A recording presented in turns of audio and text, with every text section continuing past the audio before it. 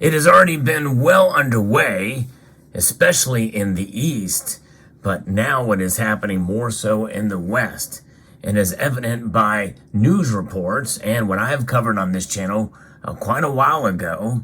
Nonetheless, Europe indeed is preparing for a gold standard. And we're going to define exactly what that means and what type of gold standard they're working towards in this video as we explore.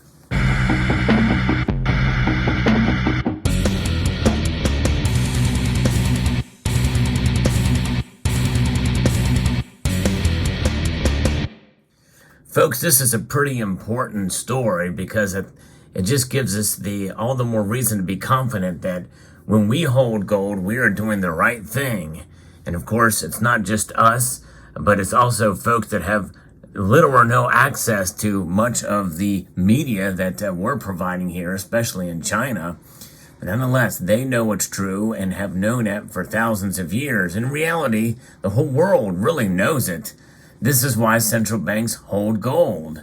And I'm going to be referencing a piece here that was sent to me by Electric Ninja from Jan Nieuwenhuis with a recent report, and he's been reporting on this for quite some time. And likely I've shared some pieces that he has done on this in the past, but this is quite interesting based off of a recent interview with the Dutch Central Bank. And it shares that it has equalized its gold reserves. And what does that mean? That means that they are preparing for essentially a gold standard to back up their economy and their whole situation. And they do it relative to the gross domestic product, to other countries in the Eurozone and even outside of Europe. And essentially it's been done as a political decision. If there's a financial crisis, the gold price will skyrocket, and official gold reserves can be used to underpin a new gold standard according to the Dutch National Bank. And these statements confirm essentially what has been talked about on this channel and by Jan Nieuwenhuis for quite a number of years. Wouldn't a central bank that has one primary objective, maintaining price stability, serve its mandate best by communicating the currency it issues can be relied upon in all circumstances by saying gold will be the safe haven of choice during a financial collapse? The Dutch Central Bank confesses its own currency, the euro, does not weather all the storms. Indeed, it does not.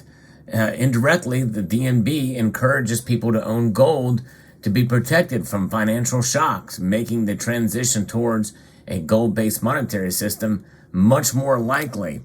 And that is the foundation for what's happening here. In fact, there's even more of a foundation. Gold itself is that foundation. In fact, as quoted by the Dutch Central Bank quite a number of years ago, gold is an anchor of trust. I love that. I think that's amazing. Gold is an anchor of trust, the stable store of value that really is the foundation for all monetary and financial systems. Gold, there it is, right there. That's pretty amazing. I think that is a brilliant way to put it. Gold is an anchor of trust.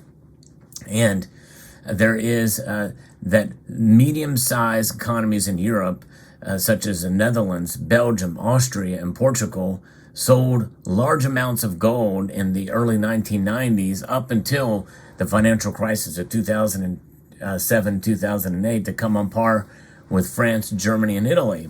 And that is the time for, that's the recent history that we have here. In the early 1990s, the People's Bank of China was buying the gold that the Dutch National Bank was selling. By selling gold, Europe was allowing developing countries to buy gold and come on par with the West. China, too, has expressed its desire to bring its gold holdings more in line with the size of its economy, just like the Europeans, and thus to international averages.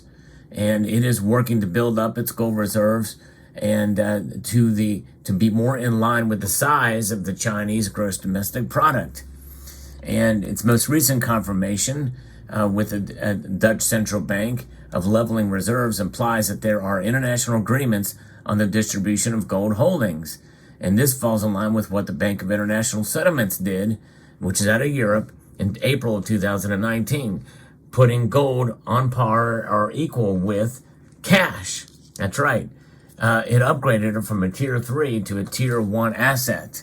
Evenly spread gold reserves internationally are a prerequisite for a smooth transition to a gold standard. Yeah, it makes perfect sense. And some countries own too much and others too little, as was the case in the 1970s. A newly implemented gold standard would prove to be deflationary because the ones with too little gold would have to buy in, pushing up the real price of gold. As long as official gold reserves are evenly spread and nominal gold price can be increased, that is suited for all countries before introducing a new system. So in this case, it's an issue of spreading the wealth around so as to not inflate the price of gold and keep it equal and stable. It's kind of an interesting concept, is it not? It's almost like communistic, but I think they're using different ways to do it. Of course, gold and trade with these central banks kind of is its own system. So in a way, this kind of makes sense. Another sign of Europe having prepared for a new gold arrangement are the repatriations by several countries. Germany, the Netherlands, France, and Austria repatriated and redistributed bullion for security reasons, while keeping a substantial share of their assets in liquid markets such as London. Additionally, Germany, France, and Sweden that we know of have upgraded gold bars and didn't adhere to current wholesale industry standards, so now all their metal can be traded instantly. Pretty remarkable.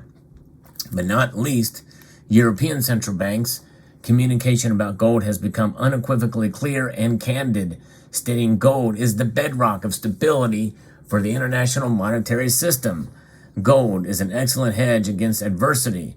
And gold is considered to be an ultimate store of value from 3 different nations, Germany, Italy, and France, and that gold may play a stabilizing role in times of structural changes in the international financial system or deep geopolitical crisis, and that's from Hungary. Those are remarkable statements from entities tasked with guaranteeing financial stability and also implementing modern monetary theory and also more socialistic type programs in some of their governments. So the legal requirements to equalize the gold reserves, 2 of them replied after being asked these questions as to what the obligations were.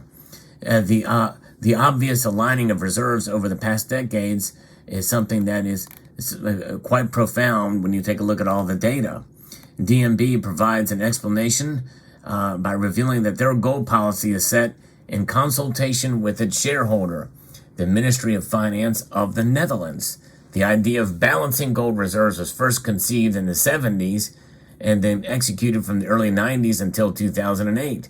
With no legal requirements for European central banks to balance reserves, the seeds of their action could be found at their respective governments. And so it's quite an amazing thing for sure to see how this is happening and how they're doing it. They're essentially all trying to get on par with their gross domestic product in order to make this work. And the Dutch central bank is profound and front and center, I think, of this in some of these countries of their size, especially with what they have said and what they see the reason for being. In fact, with this interview with the Dutch National Bank in this piece here, or a transcript of that interview, I'm going to read some pieces or some of the answers that I think are quite telling about gold and why it is such a stable store of value and recognized as such. And this should encourage you, if you hold gold of any size, any amount, whether it be 100-gram bars or 1/10 of an ounce of gold coin, it matters not.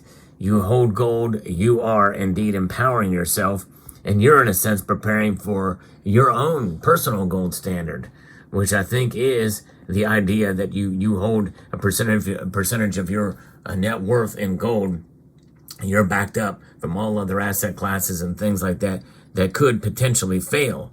Likely won't fail anytime in the near future, but just in case, it's always good to have gold on hand. This is what this guy Hubin says from the Dutch Central Bank.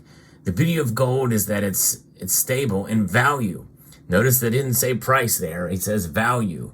It retains its value. That's one of the reasons why central banks hold gold. It's a fungible product. It's a liquid product. You can buy and sell it almost anywhere in the world. So it's really an outstanding commodity to base an exchange rate system.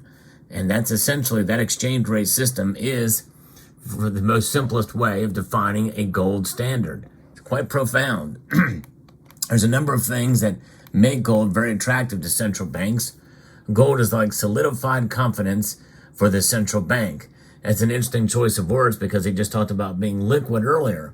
It's a solid liquid asset. I know that sounds contradictory, but in reality, that is what it is. A solid liquid asset. Those are my own words there, but anyways, it's something that has historically fulfilled that role. If we ever unexpectedly have to create a new currency or a systemic risk arises, the public can have confidence in the DMB because whatever money we issue, we can back it with the same value in gold. Yes, that's a gold standard. In the 1970s, we did that exercise again in the 80s and 90s. We looked at how much gold we have and whether that was still in proportion. It's kind of an insurance against systemic risk. And the question was, to what extent should we continue to insure against the kind of systemic risk? And then we looked at what other major central banks were doing.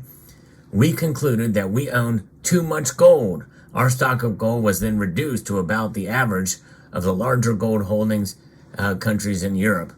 And maybe that's one reason why the United States doesn't accumulate more gold. But in my view, there is no such thing as too much gold, because the more, he who has the gold makes the rules. He who has more gold makes the more rules. So, but nonetheless, that is the case there. And they decided to help essentially bolster their own by redistributing it to other countries, even those in the East. So fascinating indeed. So right now they have about 4% of their GDP in gold reserves, and that's comparable to France, Germany, and Italy. And so it's a good idea. We think it's a good to have a certain basis of solvency at the central bank invested in gold. And when you think about it, even the gold that I have here, and you look at it for your own portfolio, likely most of us will not have it based off of a certain percentage of our net worth or what have you. I mean, it's obvious we need to have homes, and that's probably going to be where the greatest value is. But nonetheless, there are other things as well, too, that you can have in your portfolio. But I would say probably one good metric for us as individuals, if you can make it happen, is to have enough gold in your portfolio and precious metals in general, maybe gold and silver, to equate to the value of your house. And I think that's probably a good way to do it. And that would get you by for quite a number of years if you ever needed to be the case. And so if you have enough to hold the value of your house and you're still paying your mortgage and your interest is fairly low, in an emergency, you can pay off your house. That way you at least have a place to live. Of course, then you have to think about taxes and the like. And that's how, and insurance and all those things. But nonetheless, fascinating, interesting story by Jan Nieuwenhuis, and I think it's should bolster the case for gold in general. Let me know what your thoughts are in the comment section down below. Hope you found this video informative, insightful, and educational. And I want to extend a multitude of gratitude to you all for watching and encourage you to please rate, share, comment, and subscribe.